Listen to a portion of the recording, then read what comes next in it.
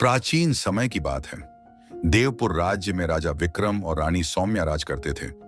उनका राज्य खुशहाल था, लेकिन उनकी एक ही चिंता थी, उनकी पुत्री राजकुमारी विद्यावती। विद्यावती अद्वितीय सुंदरता की धनी थी, परंतु उतनी ही अहंकारी भी। उसे लगता था कि उससे अधिक बुद्धिमान, शक्तिशाली और योग्य कोई नहीं। राजमहल में सेवकों को डांटना, मंत्रियों की बातों का उपहास उड़ाना और अपनी इच्छा के विरुद्ध किसी की न सुनना उसकी आदत बन चुकी थी। एक दिन महल में एक अज्ञात वृद्ध आरष्य आए। उनके कपड़े जर्जर थे, परंतु आंखों में अद्भुत तेज था। उनकी प्रसिद्धि थी कि वे भविष्य देख सकते थे। राजा ने उनका सम्मानपूर्वक स्वागत किया और राजकुमारी को भी आशीर्वाद देने के लिए कहा। तो विद्यावती ने उपेक्षा से कहा, मैं किसी आर्ष मुनि के आशीर्वाद पर निर्भर नहीं, मेरी शक्ति ही मेरा भविष्य तय करेगी। महल में सन्नाटा छा गया।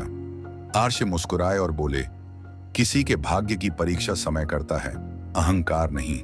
फिर उन्होंने एक अजीब बात कही, जब तुम्हारा अहंकार तुम्हें निगलने लगे, तब इस बीज को रोप देना, यह तुम्हें सच्चाई दिखाएगा। उन्होंने एक काला बीज राजकुमारी को दिया और अंतर्ध्यान हो गए। आर्ष के जाने के बाद विद्यावती के साथ अजीब घटनाएं होने लगीं। जब उसने दर्पण में देखा तो उसकी छवि धुंधली हो गई।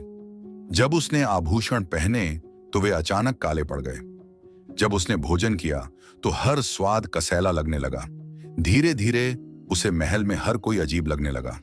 उसे लगता कि लोग उसके बारे में कानाफूसी कर रहे हैं। उसके सेवक उसे डर कर देखते। एक रात जब वह महल के बगीचे में टहल रही थी तो उसे किसी की फुसफुसाहट सुनाई दी। राजकुमारी, तुम जिस अभिशाप को अनदेखा कर रही हो, वह जल्द ही तुम्हें नष्ट कर देगा। वह डर गई। यह कौन बोल रहा है? उसने पूछा, पर कोई जवाब नहीं आया।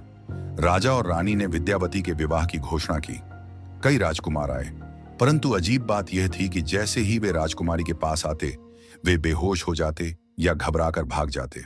कुछ समय बाद पड़ोसी राज्य के राजा ने देवपुर पर आक्रमण कर दिया। विद्यावती का घमंड इतना था कि उसने खुद सेना का नेतृत्व किया, लेकिन अनुभवहीनता के कारण हार गई। राजा और रानी को बंदी बना लिया गया और महल पर कब्जा हो गया। अब राजकुमारी अकेली थी, वन में भटकती हुई। भूख प्यास से व्याकुल उसे आर्ष का दिया बीज याद आया।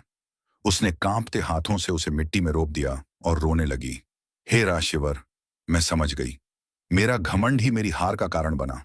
तभी एक चमत्कार हुआ।